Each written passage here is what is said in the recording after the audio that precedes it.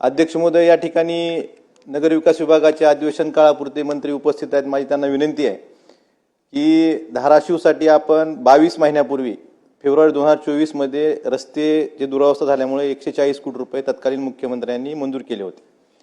अध्यक्ष महोदय, 22 महिने झाले, अजून त्याची निविदा प्रक्रिया पूर्ण झालेली नाही।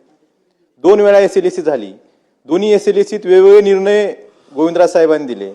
मला आपल्या माध्यमातून धाराशिव शहरातल्या लोकांना एवढ्या वाईट रस्त्यातून प्रवास करावा लागतो, अनेकांचे अपघात झाले, जीव गेले, परंतु 20-20, 22-22 महिने ही निविदा प्रक्रिया का पूर्ण होत नाही?